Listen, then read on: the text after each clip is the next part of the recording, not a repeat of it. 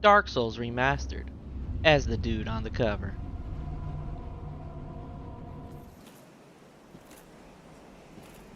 Only in the ancient legends it is stated that one day an undead shall be chosen.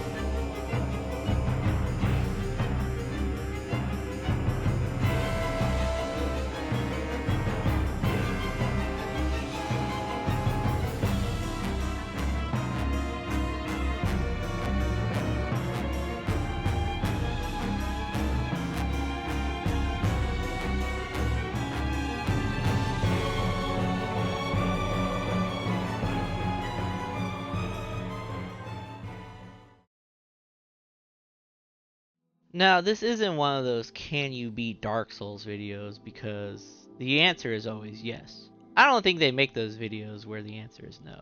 This is a journey.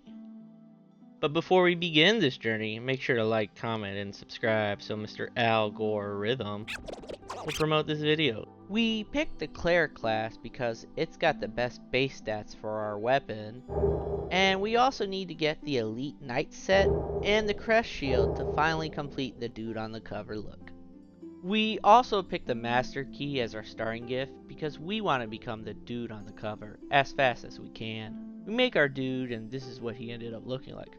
Miyazaki wants us to use our imagination, and this is what I imagined the dude on the cover looking like.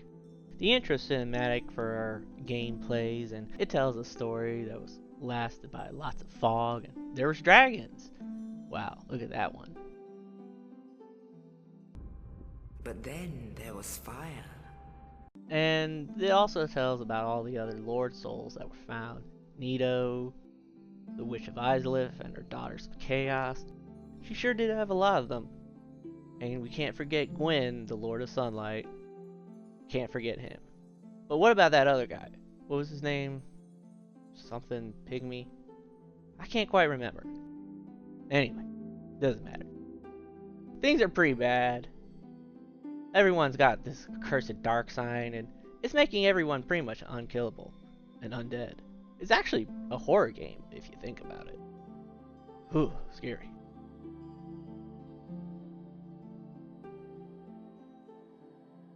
We enter our story locked up in the dungeons of the Undead Asylum, and we get a body with the key to our escape from the fella on the game box. We escape, we light our first bonfire, and make our way avoiding a ball that crashes into a wall, revealing us the fella on the game box. We get our flask from that night on the box art. Then we fight the Asylum Demon with our mace. We weren't the dude on the cover for this fight, but we will be back for him in New Game Plus. Now we're in Lordran, the ancient land of lords. And we are fast-tracked to becoming the dude on the cover.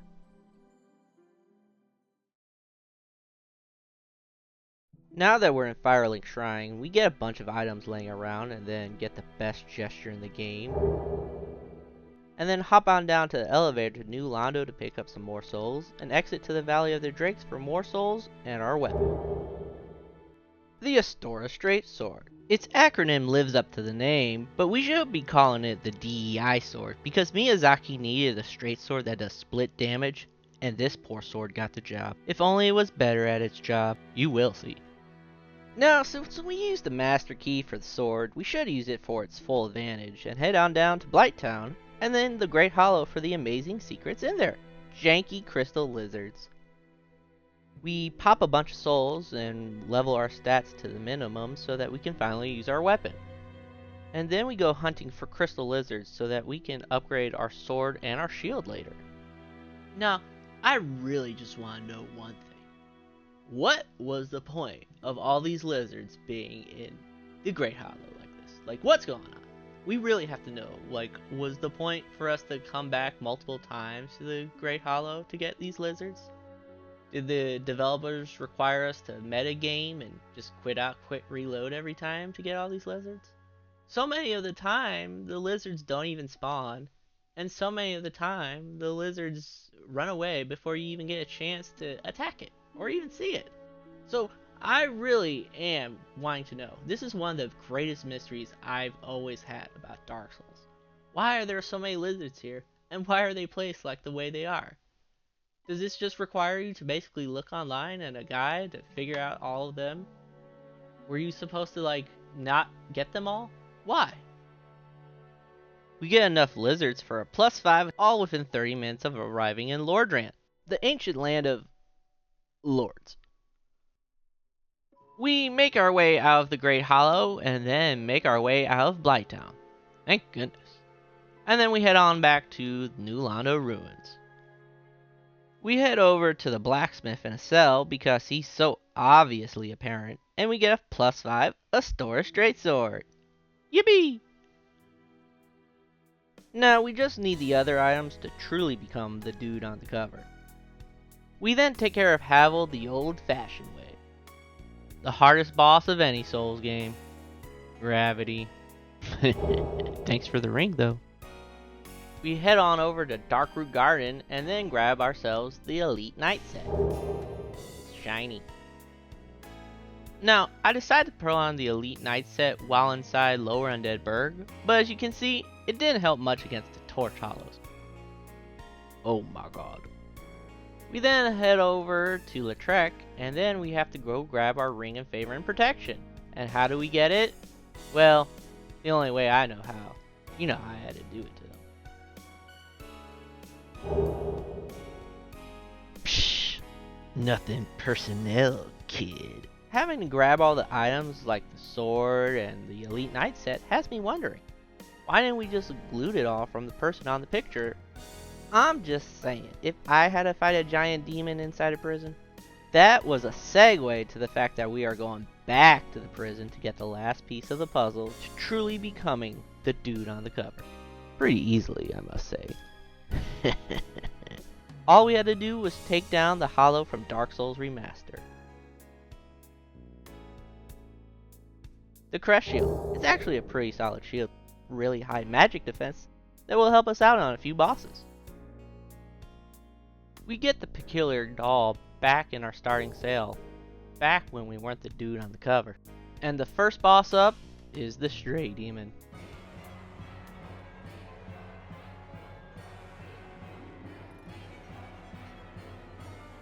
The Stray Demon is a pretty simple boss and all, and with our maxed out weapon, it should be pretty easy, right? Well, the damage is kind of bad, and well, we only have the base stats to wield it, so eventually the damage should be better, right? Right? Well, anyway, we just run around and smack the demon on the bum. And then after 4 minutes of running around and smacking a demon on its butt, we finally defeat our first boss as the dude on the cover.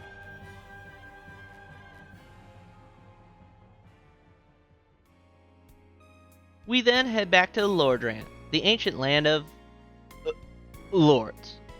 We then go through the rest of the game as intended. We see a cool Drake, fight some hollows in Undead Burg, then face the Touristy. Easy boss. Just take a ladder, kill the hollows there, bait the demon back to you, and then use what the tutorial taught us about plunging attacks. Look at that damage from a fully maxed out weapon. Yeah.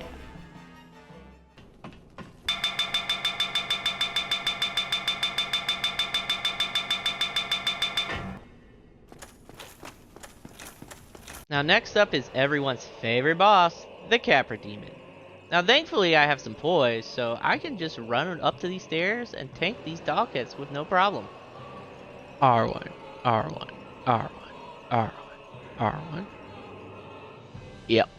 Pretty easy boss, if you get poised. That's why I always get the wolf ring. We then open the door to the depths for later, and then we head back to Firelink to talk to Patris's crew. Oh, how correct this message is. We then fight some gargoyles because, you know, Miyazaki wanted to atone for how awful the boss fight that Man-Eaters is, and he succeeded. So here we are. Man-Eaters, but good.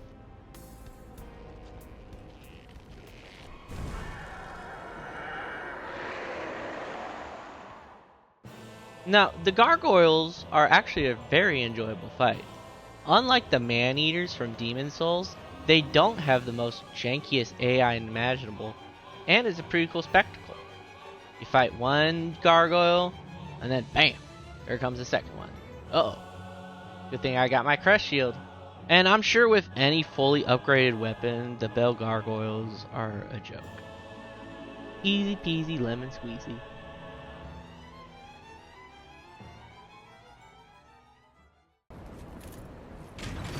We then climb the ladder and then ring the first bell of awakening.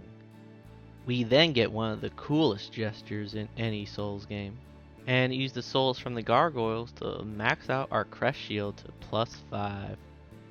We then head back to the depths, and after fighting some hollows and some butchers, we light a bonfire there. But we have one special mission. We have to go kill the edgiest knight that ever lived, Knight Kirk. Hell yeah. Got a point down for good measure. Thanks for the free level up, buddy.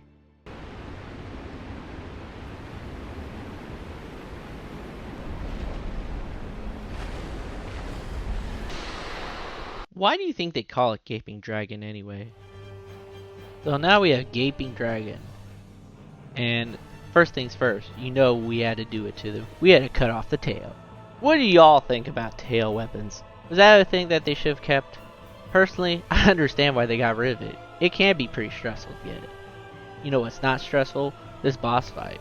Even though we do not a lot of damage, he's still not the hardest boss. Easy peasy, lemon squeezy. Or so they say. We head on down to everyone's favorite FPS killing town, Blighttown. Going through all the scaffoldings and the maze that is Blighttown, we eventually make ourselves to the poison swamp and face off against Man-Eater Mildred for some free levels. Hell yeah. Hey, what are these bugs doing here? Get out of here. Shoot.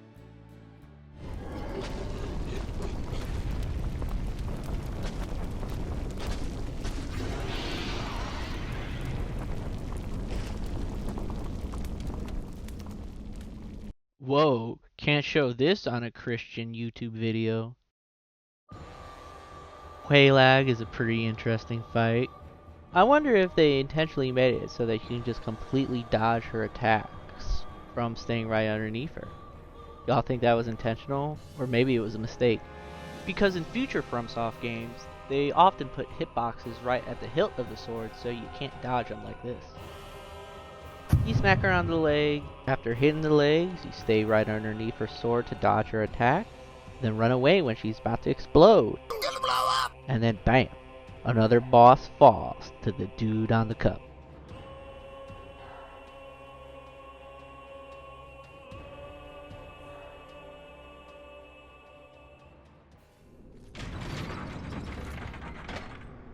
A second bell of awakening has been rung, so that means it's time for everyone's favorite, Sen's Funhouse. Is what I would say if not for a free level up in the Demon Ruins with Ceaseless Discharge. Oh yeah. Now, did y'all know that IGN is probably the first ever to post video footage online of the Ceaseless Discharge quick kill? If you find the video and look back at really old YouTube comments, you'll find a lot of people commenting that this is a glitch and you shouldn't be able to do this and you didn't really beat the game. I've beaten Ceaseless Discharge at level 1 without the method, and it was the second longest boss fight to beat in the base game, and I refuse to fight the demon any other way from now on. It's not a good fight without the method. Alright, Ceaseless Discharge, your time is up.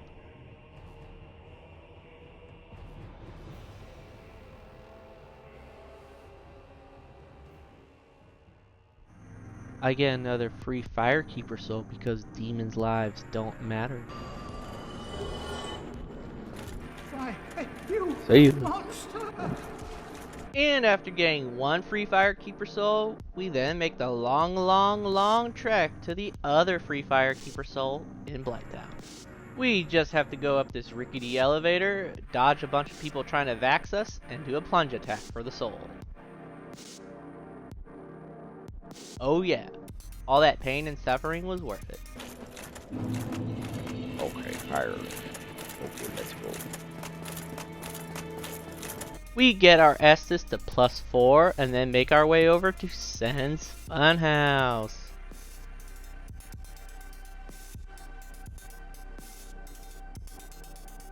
And what better way to make use of our 4 free cracked red eye orbs than in Sen's Funhouse?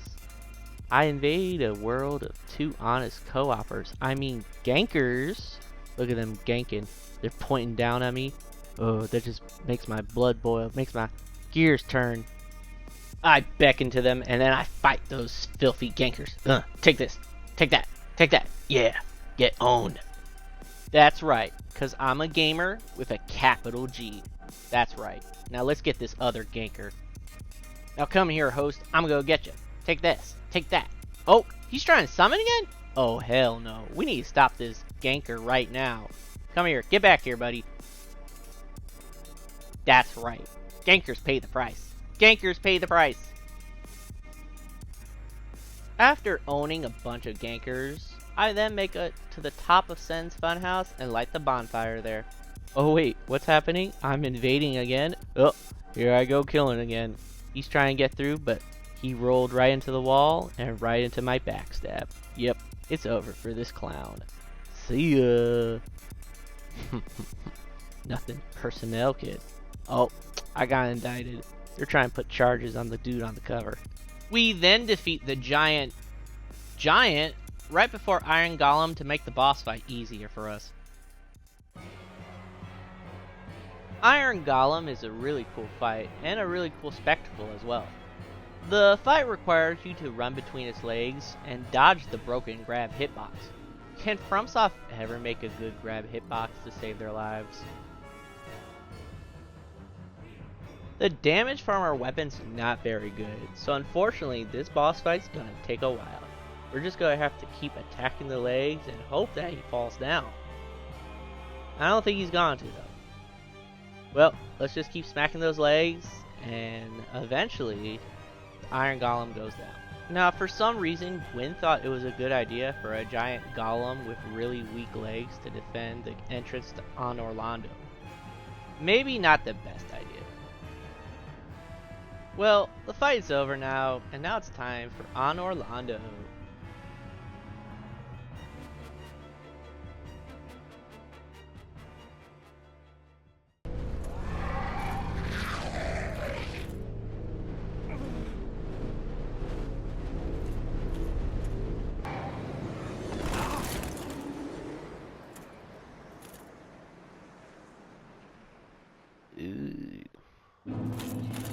Look at me, I'm the dude on the cover. I'm the dude on the cover.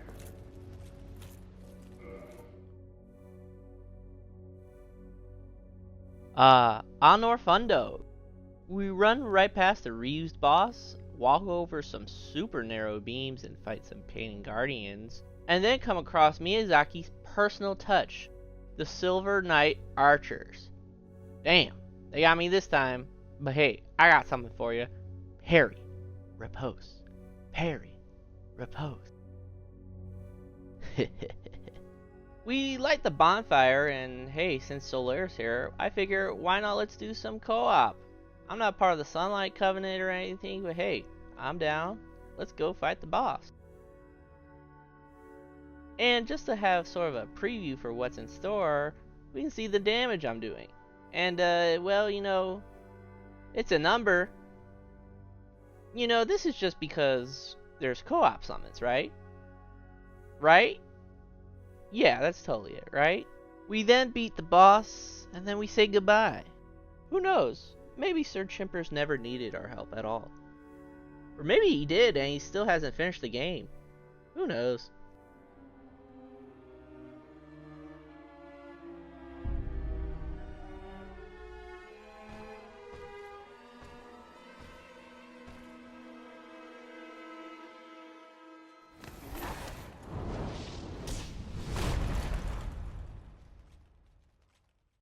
Ornstein and Smo is up, and the fight's the longest one we have so far.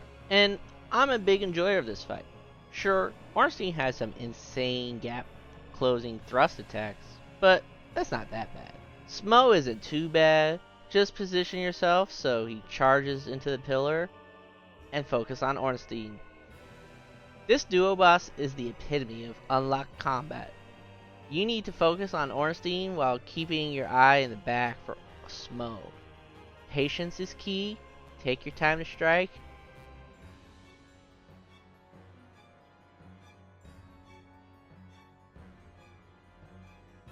That was close. Ornstein goes down. Phase 2. When Super Smo shows up, we focus all our attention on him and stay really close to him. We're even able to stagger him. Roll away as soon as he does his big butt slam, avoid all the damage, and get a few more good hits in, and down goes Smo. He's nothing without Ornstein. Unlike me, the dude on the cover. I only need one man. Me. I'm the man. I'm the dude. On the cover. And Smo, he's not on the cover. And he's no more. After that ordeal, we are given the Lord Vessel and therefore the ability to fast travel. Oh boy. And then we're told from an illusion of a sister from a brother who's raised as a daughter. And beseech thee, succeed Lord Gwyn, and inheriteth the fire of our world. Yeah, sounds nice, lady. Okay, whatever. Let's go see the real star of this game, Andre. Yep, we go back to Andre to upgrade our armor to be extra shiny. Our next challenge? Well, of course, after fighting 2 of Gwyn's toughest soldiers in his capital, the only next logical conclusion is, of course, the Moonlight Butterfly. A gimmick boss I respect because it shows you that, hey, maybe only using melee weapons isn't always such a good thing. However, with a maxed out weapon, we only need 2 landings to swat this butterfly.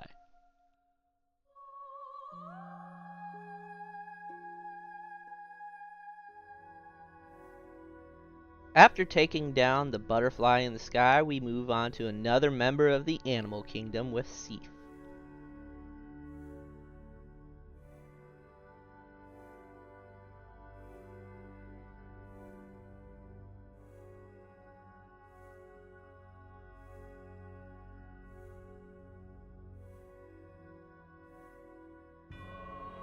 Reseathe is another enjoyable fight that probably is the bane for no-hit runners because you always easily get hit by his feet somehow.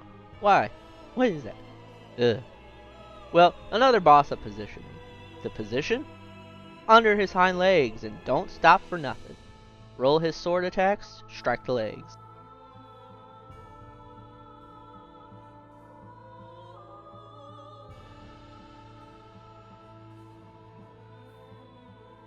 Down goes another video game dog.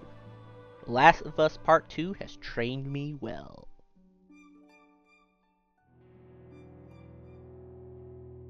Time next for New Londo. Oh, is it called New Londo because it's supposed to be another Anor Londo? Well, they failed because this place is full of ghosts. Well, we get the key to turn the table that deflooded everything. And next up is our favorite boss in the whole world. 4 kings. Or in this case, 8 kings.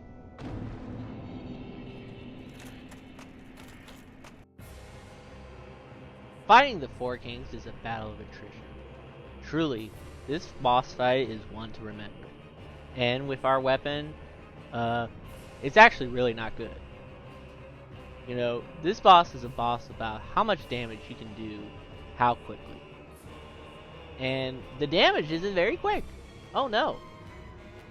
We try to do a lot of heavy attacks to try to just attack them as much as we can, and thankfully we have enough poise to get through most of this fight without getting staggered.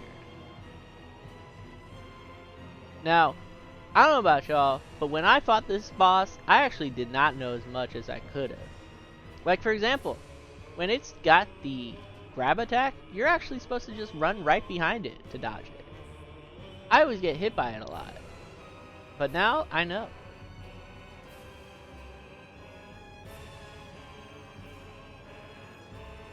So again, this boss fight is taking a long time.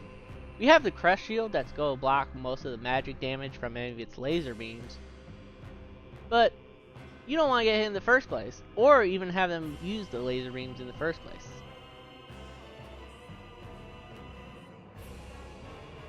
Ow.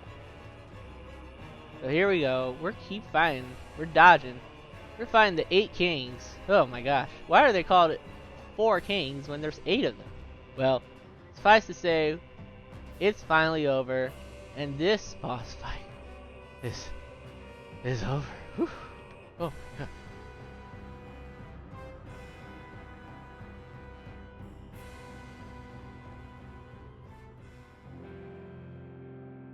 We then talk to the cooler Frampt, and he just trauma dumps all over us about the past or something. I don't know. Then we place our Lord Vessel that we were just carrying around in our back pocket into the Firelink altar. Yep. Just in my back pocket. Yep. Placing the Lord Vessel at Firelink altar means that we can go fight the rest of the bosses in this game because something. I don't know. I wasn't paying attention.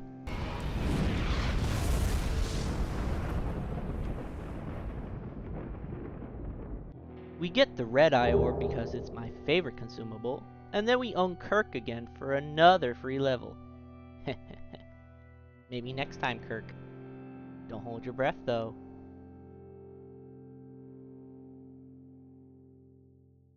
We then come up against the Asylum Demon, but now he's on fire because we are in the Ruins of Demons. And you know, I gotta say, I think they put all the branches around this area to try and make it the same boss we fought in the tutorial to be way harder. But it's the same thing as Stray Demon, you know. Walk around its butt and give it a good smack with our Astora Straight Sword. And down goes another demon. Surely there can't be another one in the Demon Ruins, right? Right? That was all, right?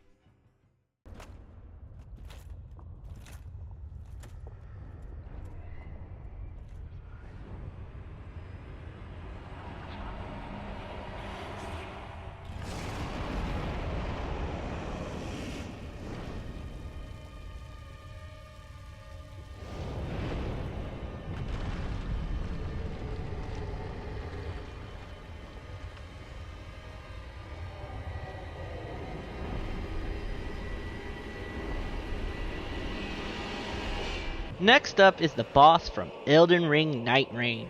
Can you believe Dark Souls copied Elden Ring? Bravo, Miyazaki. This is honestly one of my least liked bosses. You run over the lava, take chip damage. Then you jump over more lava for some more chip damage. Then you gotta wait for the demon to come over to you. That is, if he's not just gonna spam the same long arm reach attack 5 times in a row like he did to me one time. Then you hit his legs, because that's what you do in Dark Souls a lot. You just hit the legs. That's like at least half of Dark Souls 1 bosses. You just hit the legs. Then you run away. Then you hit it again. Repeat for about 3 minutes. And the 3 minutes of boring is over. Next up is Lost Izalith, the Dark Souls equivalent of hell. Now this may come to you all as a shock, but I'm a Lost Izalith defender.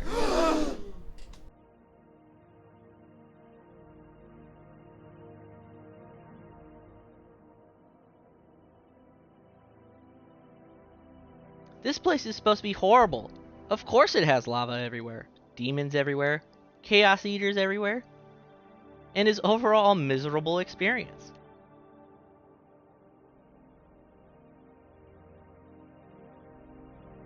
And you know what's the perfect way to make Lost Izalith even more miserable for another player? Invade them, of course, and get the W.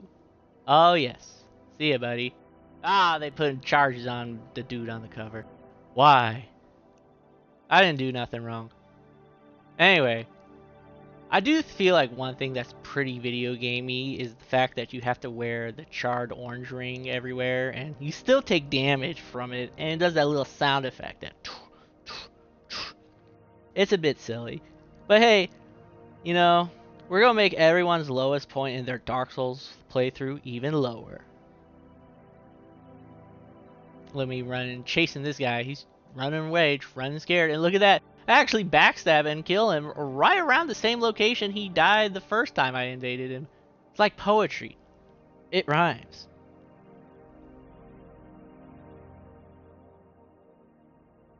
Then we have to fight one of Quelana's sisters, and after that we get invaded by Kirk, so you know what that means. Oh yes, another free level. Come here, Kirk. I need to level up my faith a little more. Oh. Ah, the Bed of Chaos. What more can be said about this boss that hasn't been said? Well, I'm gonna say that I always go to the left first, then go right. And I found that having a good upgraded shield like a heater or a Black Knight shield will allow you to fully tank a branch hit. The crest shield works here too, but as you can see, What? Oh hell no! Oh hell no! No! listen, we are not running another 3 minutes. I pop a humanity and get back into this fight. Then finally finish the Bed of Chaos and point down for good measure on Miyazaki's masterpiece.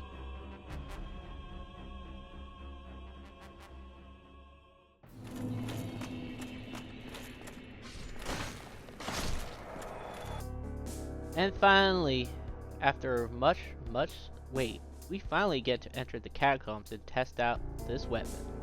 Wait, why is it not doing that much damage? Oh no. Oh no. We then get the Dark Moon Seance Ring for later and fight more skeletons. Oh.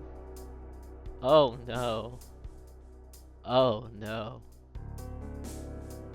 I then decided to try and test out my weapon against this enemy right here.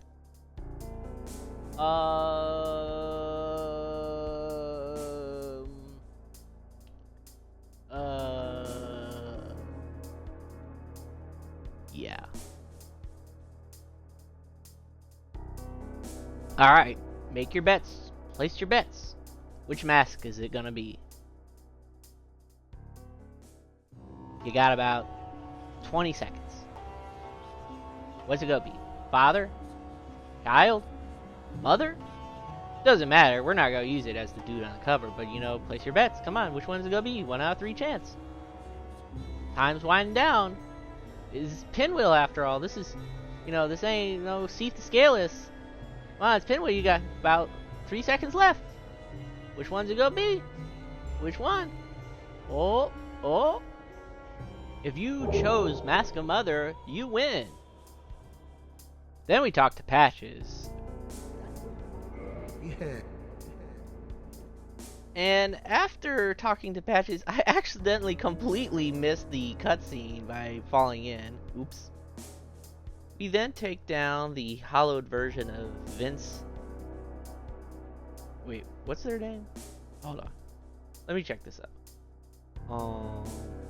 It's Vince and who? Vince and...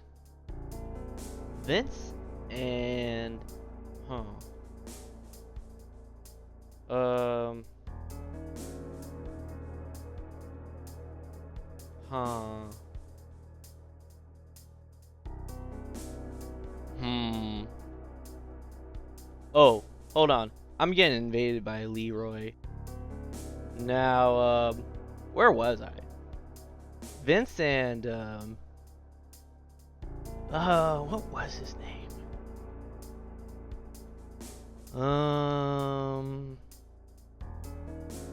Um,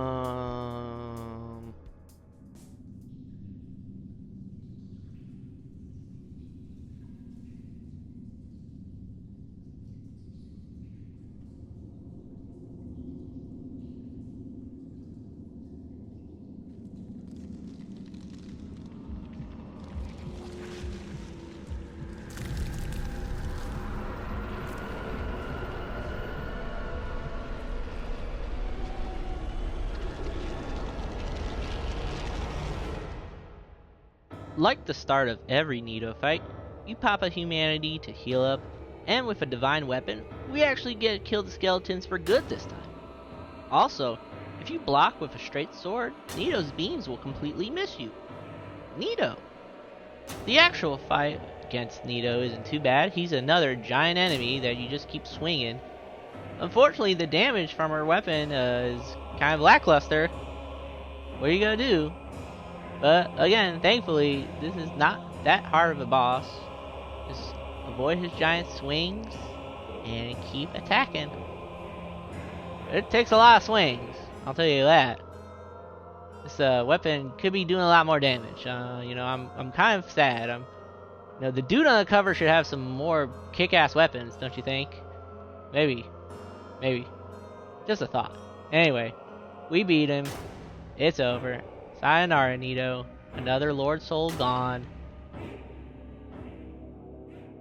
And with that, I want to bring your attention to the picture of the dude on the cover. As you can see right there. No, not there. There. Not there. There. He has a canvas talisman. So that means we get to use miracles. With that, we can now buy Wrath of the Gods. And then fight a giant Hydra. Ow. Stupid Hydra. Smack. Smack. So, smack. Smack. Oh boy. This is gonna take a while. We get it though. And then we go fight a giant crystal golem. Block him. Attack him. And of course, from this crystal golem is this lady, of course. Dusk of Ulasil. Anyway, we go tell her that, yeah, sure, we'll get some magic from you. Of course. We used the seance ring to open the path leading to Gwyndolin and told to halt. Halt! But too bad for him because it's not Femboy Friday and we're here to take him out. What foolishness! Why trespasseth upon the great Lord's tomb, whilst thou art a disciple of the Dark Sun? Mark the words of myself, Gwyndolin. Thou shalt not go unpunished. The boss fight here really represents Old Soul's boss design. Not exactly a challenge of skill, and instead a cool gimmick of running down a seemingly infinite hallway against a mage while a really ethereal music track is playing. The vibes are really here. But as for an actual fight, just don't get hit by the magic, and this femboy is out for the count.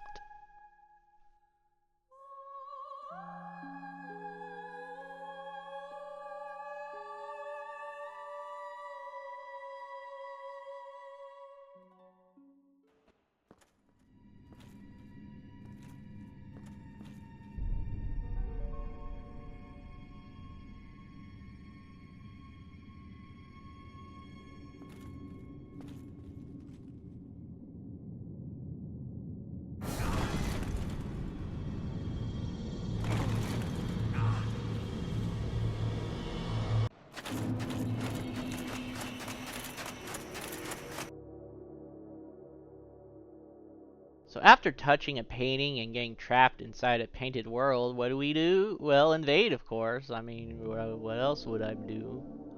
Fight a boss? Go through the level? Nah, bad red man. Anyway, sayonara, buddy. If you're trapped in this painted world, so am I. Sayonara, buddy. So that's one down. How about another one? He's using the Zweihander. Why are you using the Zweihander, buddy? Come on. The Astora Straight Sword obviously is better than the Zweihander. I mean, the footage speaks for itself. Look at this. Oh, yeah. You can't argue with the footage, right? This is not digitally altered AI footage. Thou must returneth whence thou came. This land is peaceful, its inhabitants kind, but thou dost not belong. I beg of thee, thou must returneth whence thou came. This land is peaceful, its inhabitants kind, but thou dost not belong. Must touch fluffy tail. And then what do? After touching a fluffy tail, you smack it. Smack, smack. Anyway, pretty cool fight. They go invisible, and you have to kind of look in the snow with the footprints. And you just keep smacking around. Make sure you don't get your bleed procced, because, you know, that's actually going to do a lot of damage. Same way, just keep smacking, smacking, smacking. You know, thankfully, Priscilla is like a giant, because they freaks over at FromSoft. Call them freaks off. And the fight's over. Sorry, Anor lady. Why? Because you had a health bar, of course. See ya. Well.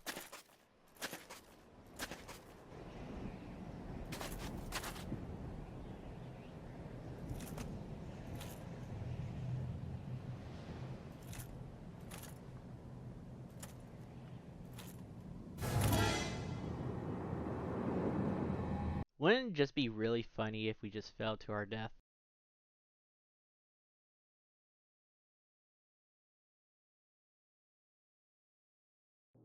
Anyway, we don't, so we're going back and fighting the Firekeeper here, but Wrath of Gods is just too strong. Like, wait, what is she gonna do? I guess. Yep, bye-bye. This man is a threat, Master Gwyndolin. Yeah, I already killed that guy, so your prayers are falling on deaf ears, lady. Anyway, let's go get the Broken Pendant for the DLC and go die to seek the Scaleless. Oh no, I'm dead. Oh. Oh well, it's not that big of a deal, you know. Listen, we're just gonna have to escape the Duke Archives, get the key, run all the way through Seif's giant run back. 2 minutes. Can you believe that? 2 minutes. Well, as long as we don't fall off any of the invisible bridges, it's kind of cool.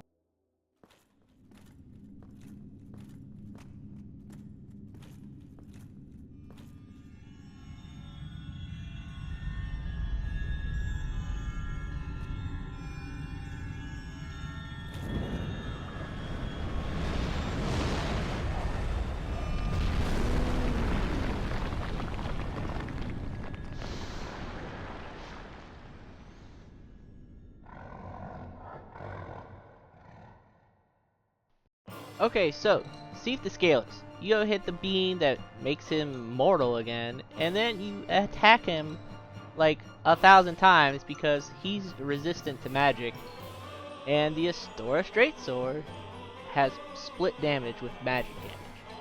So, I counted all this. I did over 95 swings on this guy. Can you believe it? Yeah. This weapon is not good. This weapon is kind of bad. This weapon, well, you know. Anyway, we keep swinging. I'm gonna run out of stamina in real life fighting this guy. Oh well, it's over. Just hit its giant belly and, you know, the fight's easy peasy lemon squeezy. Another Lord Soul gone. Oh boy, it's time to enter the DLC. Yes, indeed. We go through Darkroot Garden, then Darkroot Basin, and then into this giant portal that's just, you know, chilling here. And like every Souls protagonist, we touch it, and then a giant hand grabs us and teleports us back to the past, like Samurai Jack. Oh wait, no, he went to the future. Time to fight a giant guardian. Oh my goodness gracious. They got everything in the past.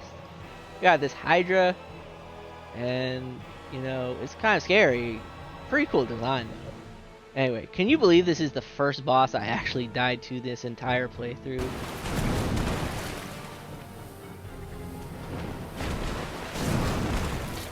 Really? Dude? different moves, dude. Oh my god.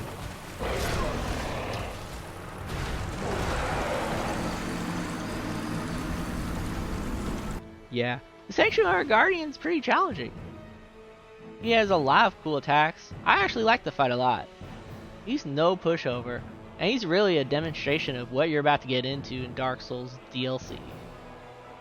A fight for survival.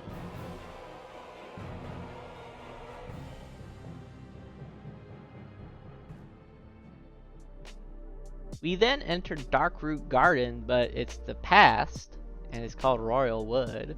Run through this giant forest, avoiding a giant black dragon, get a crystal lizard, and then on to the main attraction.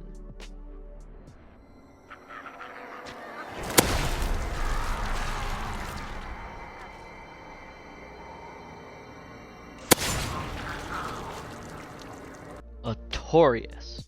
He's also on the cover of the Artorias of the Abyss cover. Two guys who are on the covers together, duking it out.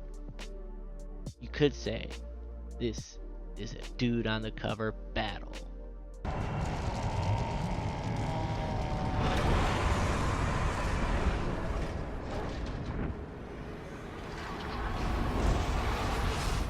Now, I've fought Artorias a lot of times. I've got a lot of practice fighting him and stuff. I beat him at level 1, and it took me almost 3 hours trying to fight this guy. He's really challenging. But I've learned a lot of stuff since then. And I think he's actually a really cool fight. He's got a little jank with the broken hitbox that the thrust attack will sometimes double attack you. Unfortunately, this weapon is not so good, so it's doing a lot of damage. A whopping 53. Oof. Well, what can you do?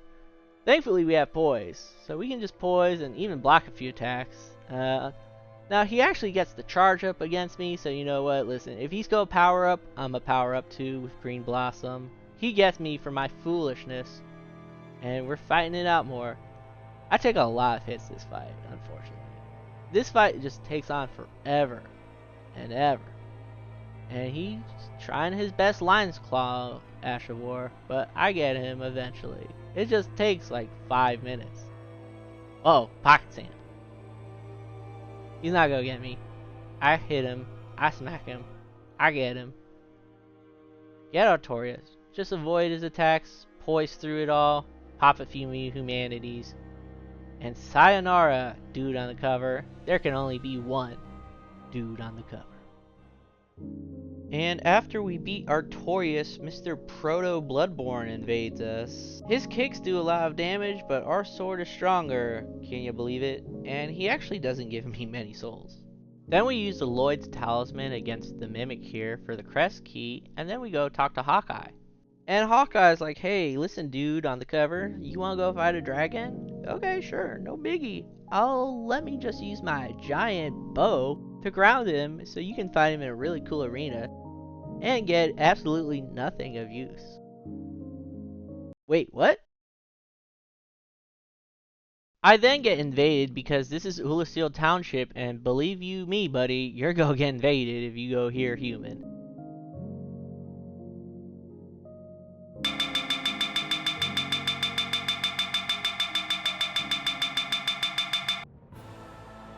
Black Dragon Calamite. What a fun fight. You know, he's not really that bad of a fight. I used to forever hate his hitboxes with his head swipe, but I learned that you really just want to go underneath his head as much as you can and do a lot of sprinting when he jumps to the sky. He only does the sky attack every so often. And then, just like any dragon fight, it hits toes. Lots of toe hitting. Dragon fights. Run away, swipe, and you attack him. Oh no. Oh no. The damage isn't very good. In fact, it's really awful. So this fight takes a whopping 9 minutes. 9 minutes. But slow and steady wins the race, right? Just keep attacking, dodging its attacks, staying away from its flames, roll to the left of its head swipe, and sometimes he'll do this attack right here that you can get lucky and just get a bunch of free hits on him. I keep smacking, I keep whacking, you know, call me Butcher Pete, because I'm butchering this black dragon and calamite. Dodging, smacking. This is gonna take a long time. Yeah, it does take a long time. It takes 9 minutes. But what can be said, really? You know, he's a challenge. He's representing one of the most challenging boss fights in any Souls game. Some people say this is the best dragon fight. I disagree. But, nevertheless, a good fight. Just a really long one with this weapon. The dude on cover really needs better weapons to go into the DLC. But, suffice to say, the war of attrition is won, and Black Dragon Calamite is known. And what's our reward? Well, of course, we get a few levels, and the best ring of all, the Calamity Ring. Yay. Remember when I said earlier, if you go human in Ulusil Township, you will get invaded? But here we go. The same guy who invaded me before is trying to take my name, but he can't beat the dude on the cover. He's fat rolling. And look at this. Wrath of the Gods. Yes. Finally, the faith build is coming to plan.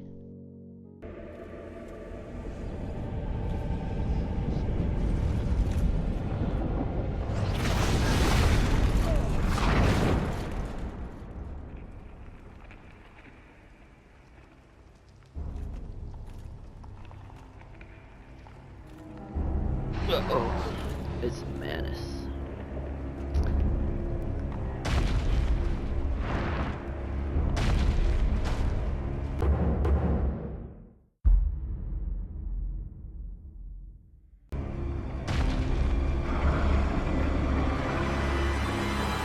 And the last boss of the DLC, the dude on the cover is fighting, is none other than Manus, Father of the Abyss.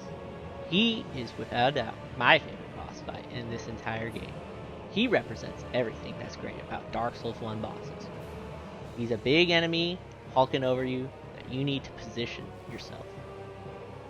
He has a lot of cool tells, like this charge attack that you roar, and if you avoid it, you actually get a free hit. Unfortunately, the damage that we're doing is really sad. And he has the most health of any boss for the DLC. So we use our Crush Shield, we use our Astora Straight Sword against this boss, and we try as we might. This fight is going to take a long time. In fact, I might have Stockholm Syndrome because when I played this game at level 1, this boss took me over 4 hours. Yep, 4 hours. I learned a lot though from this fight. Now, I think I've basically downloaded every single moveset from it, and know exactly what to do in any situation. Now, I'm not saying I can no-hit this boss or anything, but I have a good understanding of what you do. He's all about positioning, wait for him to attack his arms, roll to the side properly, attack him when he's down. We're able to block with our Crush Shield a few hits. Pretty good. This fight takes the longest though. This fight took the longest any fight in the entire game, with a whopping 11 minutes. This was another war of attrition that we eventually won. And we didn't even need to use the amulet, because the dude on the cover doesn't have an amulet on the cover.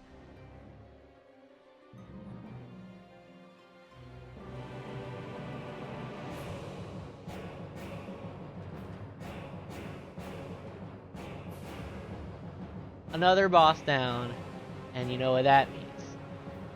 There's only one left. Since Frampt is all mad at us for becoming the Dark Lord or something, I don't really know or really care, I just like the red eye orb. We then go have to jump through Firelink Shrine ourselves and deliver all the souls.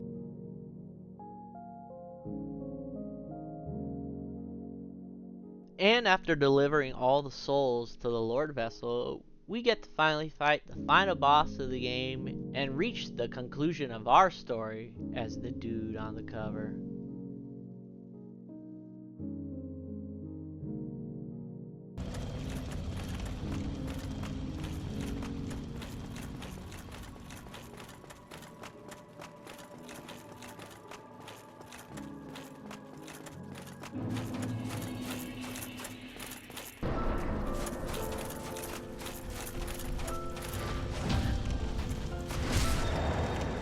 Oh boy.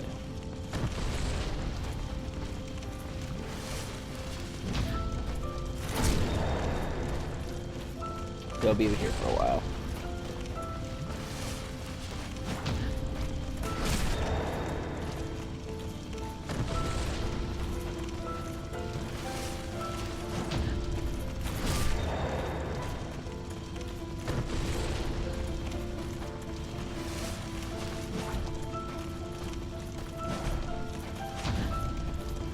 Okay.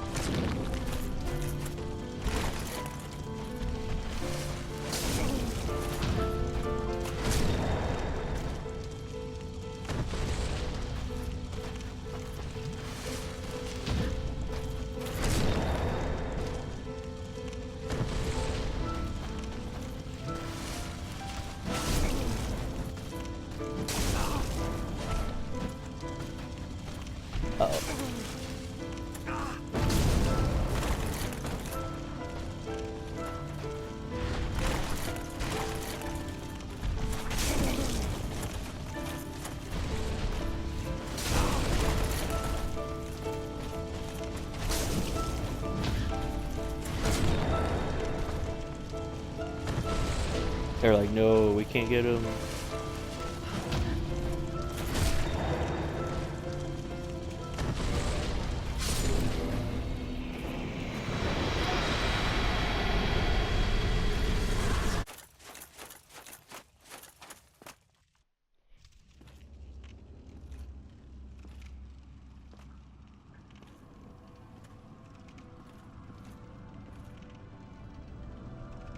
My lord, Dude on the bless cover. thy safe return. Let Kath and Fraft serve your highness.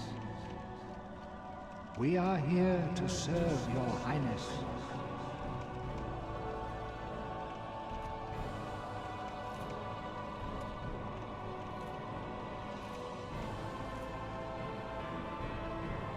Let true dark be cast upon the world. Our Lord hath returned.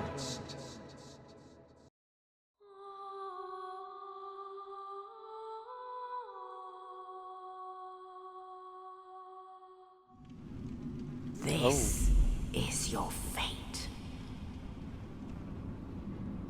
And that was the end of the Dude on the Cover run for Dark Souls Remastered. We found out that yes, you can in fact beat Dark Souls as the Dude on the Cover. And now all that's left is to fight the Asylum Demon as the Dude on the Cover. But even with the Astora Straight Sword at New Game Plus, he's really not that challenging. So what did you all think about being the Dude on the Cover? What were your favorite moments?